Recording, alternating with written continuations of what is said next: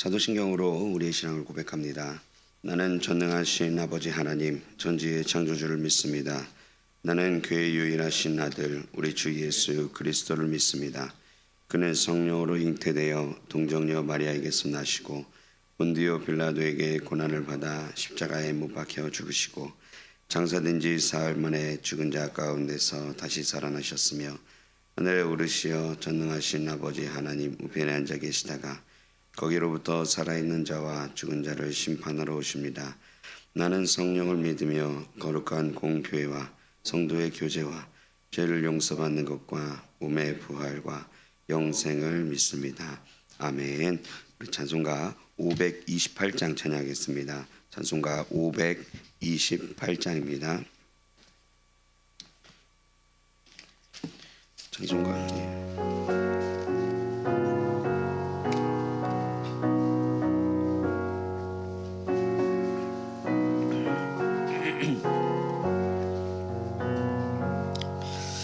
예수가 우리를 부르는 소리 금성 부드러워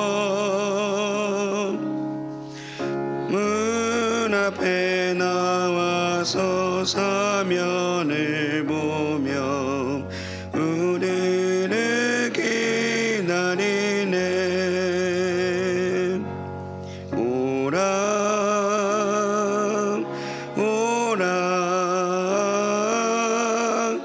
방황치 말고 오라. 죄 있는 자들아 이리로 오라. 주 예수 앞에 오라. 간절히 오라고 부르실 때에 우리는 지체하랴. 주님의 은혜를 왜 아니 받고 못 들은 채 하려나. 오라 오라. 방황치 말고 죄 있는 자들아 이리로 오라. 주 예수 앞에 오라. 세월이 살같이 빠르게 지나 쾌락이 끝이 나고 사망의 그늘이 너와 내 앞에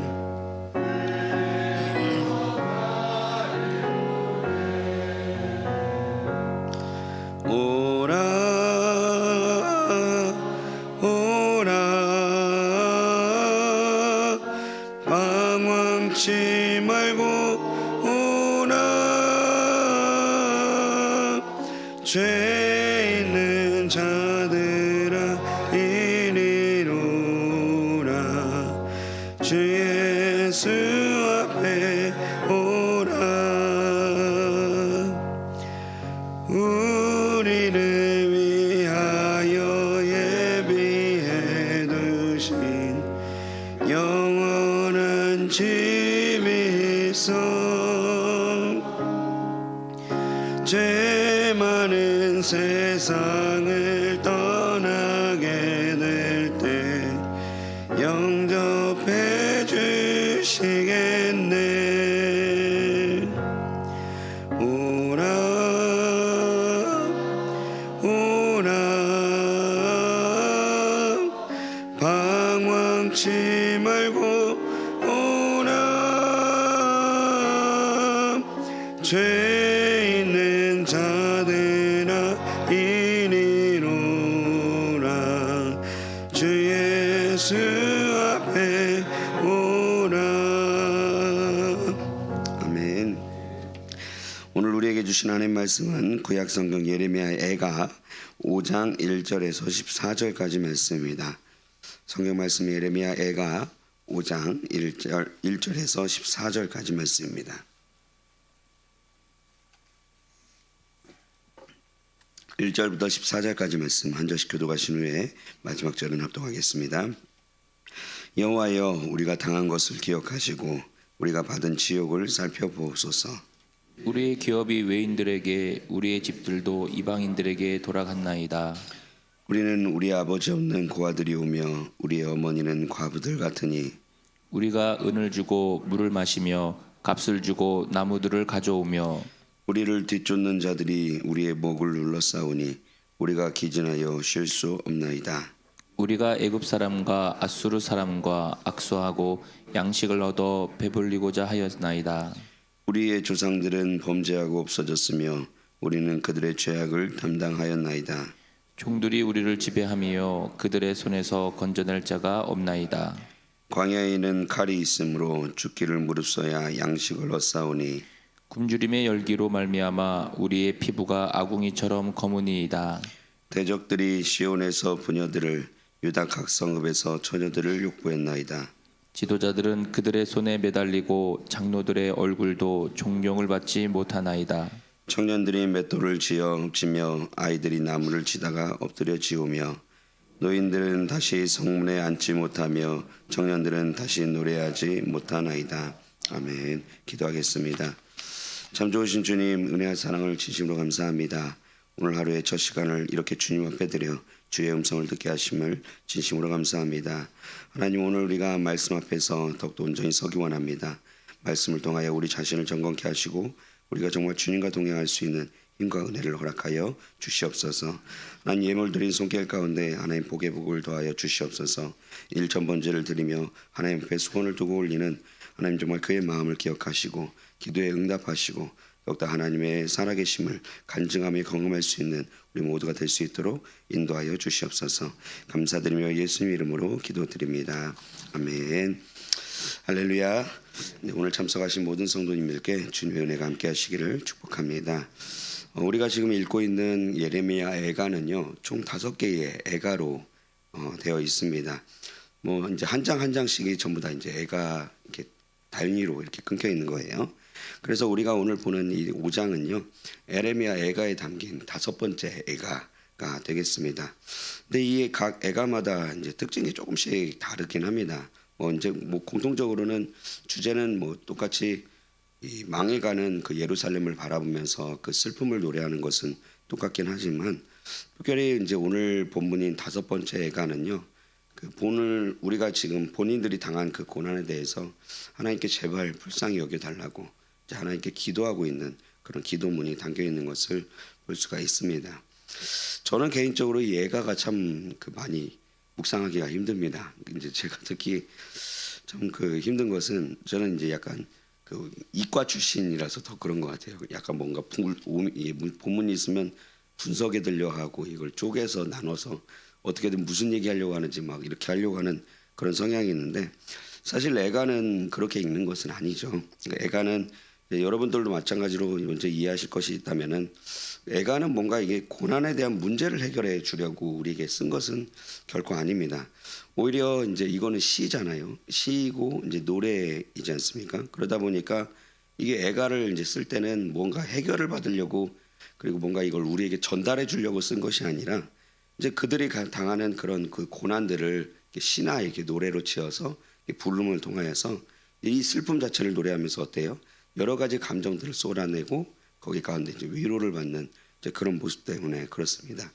여러분도 아시다시피 이제 뭔가 우리가 힘들 때 찬양을 듣거나 노래를 하다 보면 어때요? 그런 감정들이 좀 우리가 마음속에 잔잔해지는 그런 은혜도 얻기도 하지만 뭔가 그 안에서 이것을 그 슬픔을 노래만 해봐도 저희가 이제 뭔가 이렇게 거기 안에서 위로를 얻는 이제 그런 부분이 있지 않겠습니까? 그래서 이제 이 예가를 보실 때는 뭔가 분석을 하려고 하기보다는 이게 도대체 뭔 말을 하려고 하는 거지 그런 느낌보다는 그 당시 이 사람들이 가지고 있었던 그런 슬픔들, 당하고 있었던 그런 고난들, 그러한 것들을 좀 잘 이렇게 그 마음으로 받아들여 보면서 아 정말 이들이 많이 힘들었겠다. 그리고 이 힘든 이 고통에 대해서 그 슬픔을 노래하고 있는 그 노래를 우리가 보면서 우리들의 그런 아픔 또한 함께 치유할 수 있는 그러한 모습으로 우리가 애가를 보아야 할 것입니다. 그렇게 보다 보면은 우리가 신앙생활에서 그 가장 어려움을 겪는 것 중에 하나가 바로 이 고난에 대한 문제가 아닐까 싶은 생각도 들어요. 사실 그 예수 믿지 않는 사람에게 오는 그런 고난은 굉장히 간단합니다. 그냥 뭐 그 사람들이 고난을 당하면 뭔가 재수 없어서 이런 일이 생기지 이렇게 생각하고 넘어갈 수 있고, 어쩌면 자신이 한 일에 대해서 그냥 후회하는 걸로 마칠 수도 있겠죠. 하지만 예수님 믿는 사람의 고난은 이게 좀 다르죠. 특히 이제 이 고난을 당하다 보면은 생기는 그 두 가지 문제 때문에 더욱 힘들 텐데, 첫 번째로는 이제 현실의 고통의 문제가 너무나도 힘들긴 해요. 이거는 예수 믿는 사람이든 안 믿는 사람이든 동일하게 이제 나타나는 거기도 하지만, 그 예수님 믿는 사람의 고난이 조금 더 복잡하고 힘든 것은 하나님은 분명히 살아계신데 내가 왜 이 고난을 당해야 하는가에 대한 그 문제 때문에 좀 예수 믿는 사람들의 고난이 조금 복잡합니다. 그 예레미야 애가가 고백된 그 당시 상황도 지금 전혀 다르지가 않습니다. 여기 애가서 4장까지 여러분 꾸준히 봐오셨겠지만 그 지금 이들이 겪는 그 고통의 문제가 생각보다 그렇게 간단하지 않다라는 거예요. 그 이들이 지금까지 그렇다고 해서 뭐 전쟁이 없었느냐? 그건 아닙니다. 계속해서 그들은 전쟁을 해왔고 나름대로 이제 고난을 받아왔었던 것은 사실입니다. 하지만 적어도 이 정도는 아니었었다라는 거예요. 이제 그러다 보니 이제 이것을 바라보면서 그 고통스러운 것은 지금 이들이 당하고 있는 그런 현실적 상황이 너무나도 이제 고통스러운 것도 사실이지만, 그보다 더 고통스러운 건 뭐냐면은 왜 도대체 내가 왜 이 고난을 받아야 하는 것이며, 그리고 우리의 죄가 커봐야 얼마나 크길래 저 예수 믿지도 않은 저 사람들은 잘 되고 오히려 예수 믿는 우리는 오히려 이렇게 허망하게 힘들어질 수밖에 없을까에 대한 그 문제일 것입니다. 그러다 보니까 이 사람들의 그 생각들은요, 자연스럽게 어디까지 가게 되냐면, 진짜 하나님이 나를 버리셨다, 하나님이 우리를 버리셨다라는 것이 너무나도 큰 고통으로 다가오게 된다라는 것입니다. 여러분, 그래서 오늘 2절 말씀 보시면은 이렇게 고백하고 있습니다. 우리의 기업이 외인들에게, 우리의 집들도 이방인들에게 돌아갔나이다. 여기서 제가 주목했던 단어는요, 기업이라는 단어입니다. 여러분, 이 기업이란 단어는 무슨 말이에요? 그 유산으로 물려받은 땅을 얘기합니다. 그러니까 물려받은 땅, 내가 얻게 된 그 땅을 얘기하는 거죠. 이건 엄연하게 말하면 하나님이 주신 그 땅이기도 하고 선조들이 주셨던 그 땅이기도 합니다. 그런데 그것을 어떻게 되냐면은 외인들이 빼앗아가 버린, 그러니까 내 입장에서는 내가 나에게 주셨던 그 모든 은혜, 내가 지금 받고 있었던 모든 가지고 있었던 것들을 전부 다 지금 남에게 빼앗길 수밖에 없는 그런 상황들이 되어버렸죠. 그러다 보니까 3절 말씀은 시인은 이렇게 또 고백하죠. 우리는 아버지 없는 고아들이오며 우리의 어머니는 과부들 같더니. 여러분, 여기서 말하는 그 아버지라는 존재에 대해서 지금 우리가 좀 깊게 생각해 볼 것은요, 특히 이제 아버지의 그런 여러 가지 의미가 많이 담겨 있긴 하겠지만 오늘 본문에서는 특별히 그 보호자의 의미가 굉장히 강조가 되고 있습니다. 여러분, 이 당시 그러니까 이스라엘 백성들에게서 보통 약자라고 불리는 것은 3대 약자가 있죠. 하나는 고아, 하나는 과부, 하나는 이방인, 그러니까 나그네. 이 사람들을 보통 약자라고 그 당시에 불렸는데, 지금 이 예레미야의 고백은 지금 뭐라고 고백하는 거예요? 누가 약자가 되는 거예요? 내가 고아고 우리가 과부다, 이렇게 지금 표현하고 있는 것이죠. 그러다 보니까 이 사람들에게 지금 필요한 건 뭐냐면은 보호자가 굉장히 필요한데, 여러분, 고아가 힘든 이유는 그 당시에 더 힘들었던 이유는 보호자가 없어서 힘든 거였고요. 과부가 힘들었던 그 이유도 마찬가지로 보호자가 없어서 힘든 거였죠. 근데 오늘 지금 이들에게 무엇이 없냐면은 이들을 지금 보호할 수 있는 보호자가 완전히 사라져 버린 겁니다. 그냥 지금의 모습들이 딱 그 모습들이에요. 그러다 보니까 여러분, 4절 말씀에서 그들의 생활이 어떻다고 이야기해요? 우리가 은을 주고 물을 마시며 값을 주고 나무를 가져오며. 여러분, 물 마시는데 뭐 도움이 필요했었습니까? 나무를 가져오는데 도움이 뭐 필요했나요? 그냥 널려 있는 그 나무들을 그냥 가져오면 그게 나무였었고, 그냥 그 지천에 있는 그 물을 그냥 마시면 물이었습니다. 근데 여러분, 그런 너무나도 당연한 그런 은혜조차도 이 사람들이 완전히 다 사라져 버리니까 어때요? 보호자가 사라져 버리니까 어때요? 지금까지 누려왔었던 그 모든 것들을 더 이상 아무것도 누릴 수가 없어요. 심지어 보호자가 없으니까 어떻습니까? 내가 그 누려왔던 것들을 여태까지는 공급받으면 그냥 그게 은혜라고 해서 그냥 누려왔었는데, 더 이상 그 공급자가 없다 보니까 이제는 내가 다 해야 돼요. 내가 은을 얻어서 내가 물을 사야 하고요. 여태까지 당연했던 것들을.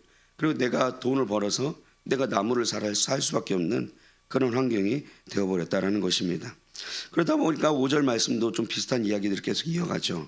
우리를 뒤쫓는 자들이 우리의 목을 눌러싸우니 우리가 기진하여 쉴 수 없나이다.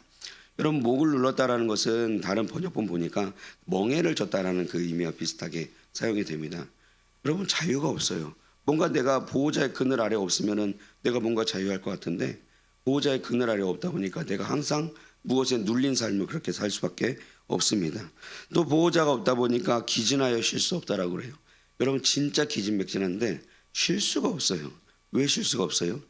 뭐 내가 어쨌든 일을 해야 하니까, 내가 내 인생을 스스로 무엇인가를 만들어내고 내가 어쨌든 먹고는 살아야 하니까 내가 정말 힘들어 죽겠는데 나를 지금 위로해 줄 사람도 없고 나를 보호해 줄 사람도 없고 내가 무엇인가 이게 뭔가 의지할 만한 그런 사람도 없어지기 시작을 했다는 것입니다. 여러분, 근데 더 큰 문제는 뭐냐면은 이 당시 이스라엘 사람들이 만약에 이들에게 보호자가 없어지기 시작을 했다는 것을 만약에 느꼈다면 사실 이들은 하나님께 돌아갔어야 맞을 거예요. 나를 정말 보호할 수 있는 그분, 나를 정말 위로할 수 있는 그분, 그분께 돌아가야 맞는 것이죠. 근데 이들의 선택은 오히려 하나님께 돌아가기보다 주변에 있는 사람들에게 도움을 구하기 시작을 합니다. 여러분, 6절 말씀 보시니까 그래서 그 얘기가 나오잖아요. 우리가 애굽 사람과 아수르 사람과 악수하고 양식을 얻어 배불리고자 하였나이다. 여러분, 여기서 약수를 얘기하는 것은 뭘 얘기하면 화치를 맺는다는 그 뜻이에요. 그러니까 그 돈을 주고 우리를 좀 도와주세요. 우리가 정말 그 바벨론의 멸망에서 우리를 우리의 구원자가 되어달라고 그렇게 이야기하는 거죠. 자신을 보호하였던 그런 하나님에게 나아가기보다 오히려 자신을 보호할 수 있는 다른 방법, 다른 대상들을 찾기 시작을 했다라는 것입니다.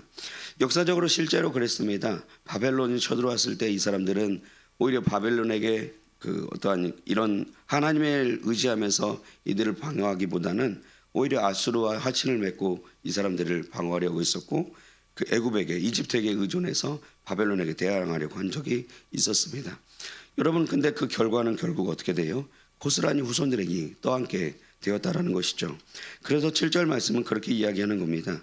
우리의 조상들은 범죄하고 없어졌으며 우리는 그들의 죄악을 담당하였느니라. 우리의 죄는 분명히 아니에요. 우리가 지었던 그 조상들의 죄인 것은 사실입니다. 근데 그들이 무슨 일을 저질렀어요? 하나님을 배신한 것 때뿐만 아니라 자신을 보호했던 그 보호자를 그냥 없이 해버리고 오히려 다른 곳에서 위로를 찾는, 그리고 다른 사람에게 도움을 구했던 그런 역사를 결국 후손들이 그 결과를 떠안게 됐다라는 것입니다. 여러분, 그래서 그렇고 난 죄의 결과들이요 8절부터 14절까지 계속 이어지는 것을 볼 수가 있습니다. 8절 말씀 보시면 또 뭐라고 이야기하죠? 종들이 우리를 지배하고 그들을 건져낼 사람이 없다라고 이야기합니다. 흔했던 먹거리를 얻고자, 흔했던 그 먹거리를 얻으려고 죽기를 무릅쓰는 그런 상황이 되었다라고 9절에서 고백합니다. 10절 말씀은 너무 굶주림이 심해서 이 사람들의 살갗이 시커멓게 되었다라고 이야기하고, 11절 말씀 보니까 시온에서 부녀들이 욕보이고 유다 각성에서 처녀들이 욕보이고, 12절 말씀 보니까 지도자들, 그러니까 그 당시의 왕족들이죠. 왕족들은 매달려서 죽고 장로들도 천대받아서 너무나 고통스러워하죠. 13절 보니까 청년들은 맷돌을 돌리고요, 아이들은 나무찜 지다가 그렇게 픽픽 쓰러질 수밖에 없습니다. 14절 말씀이니까 노인들은 성의 문, 그러니까 쉼의 자리를 결국 얻지도 못하고 청년들은 다시 노래하지 못한다라고 오늘 시인은 고백하고 있는 것을 볼 수가 있습니다. 오늘 말씀을 여러분 보면서 참 저도 여러 가지 생각을 하긴 하지만, 여러분 나름대로 여러분이 이 당시에 있었던 그런 아픔들에 대한 상황들을 한번 보시면서 여러분이 먼저는 좀 이렇게 와닿는 그런 부분에 대해서 묵상할 수 있었으면 좋겠다는 생각이 해봅니다. 참고로 그 제가 지금 어제까지 바나바를 은혜 가운데 잘 갔다 왔는데, 거기 가게 되면은 그 큐티를 아침마다 이렇게 나누거든요. 근데 참 재밌는 거는 제가 초두에 말씀드렸듯이 이게 제 약한 점이라고 말씀드렸잖아요. 근데 이게 보니까 역시 이것도 그 애가를 읽는 사람들이 참 묵상을 잘하는 사람들의 특징을 보면은 평소에 아팠던 사람들, 그러니까 고난을 당했던 사람들이 참 이 묵상이 굉장히 좀 풍성하긴 하더라고요. 특히나 누가 더 풍성한가 봤더니 그 여성분들이 진짜 풍성하긴 하더라고요. 이게 좀 이렇게 순종을 통해 많이 힘들었고 외로웠던 그런 사람들이 이거 확실히 이 본문을 보니까 이게 좀 와닿는 게 진짜 많긴 한 것 같습니다. 근데 저는 오늘 이 말씀을 보면서 특별히 보호자가 있고 없고에 대한 그런 말씀들을 좀 개인적으로 묵상해 보았습니다. 어쩌면 이 말씀을 보면서 저는 그 탕자 이야기가 특히 생각이 났었어요. 뭐 아버지 밑에서 있는 그 아버지의 그늘 밑에서 있는 것이 얼마나 답답했으면 그 탕자가 나갔을까 싶기도 하지만 그 탕자가 결국 그 아버지의 그늘 아래를 떠나서 자신이 그 자신의 나름대로 인생을 개척하고자 했을 때, 그리고 거기서 오는 그런 여러 가지 아픔과 고통과 그 애환들, 그리고 그 보호자의 그늘을 벗어났을 때 결국 알게 되는 것은 그 아버지의 품이 얼마나 달콤했는지, 그 아버지의 품이 얼마나 소중했는지를 느끼게 되는 그러한 느낌들. 그래서 그 아버지의 품에 다시 한번 돌아가고자 하는 그런 탕자의 그 모습들이 어쩌면 오늘 이 애가서의 시인의 그 모양과 똑같지 않나 싶은 생각이 들었습니다. 참 감사했던 것은 오늘 찬양 말씀이 우리 528장을 우리가 찬양했었잖아요. 근데 이 찬양을 그 지은 것이 놀랍게도 제가 의도적으로 이 찬양을 부른 건 아닌데, 이 찬양을 제가 이렇게 준비하면서 그 알게 되었던 것은 이 찬양이 딱 그 탕자의 비유 나오는 그 탕자를 기다리는 그 아버지의 마음을 적은 그 노래라고 그러더라고요. 그래서 참 더 은혜가 되는 것 같아요. 예수가 우리를 부르는 소리, 그 음성 부드러워 눈앞에 나와서 사면을 보며 우리를 기다리네. 어쩌면 그것이 우리 아버지의 마음일 것이고 우리가 돌아가야 할 그런 본향이 되지 않을까 싶은 생각이 듭니다. 여러분 혹시나 정말 여전히 주님과 동행하지 못한 부분이 있다면, 여전히 혹시나 여러분이 여러분의 보호자의 그늘 아래 여러분 잊지 못하고 여러분 마음대로 살아가는 그런 모습들이 있다면 다시 한번 주님 앞에 돌아와서 주님과 동행하시고 그리고 주님의 그늘 안에서 행복하게 살아갈 수 있는 저와 여러분 되시기를 주님의 이름으로 축복합니다. 기도하겠습니다.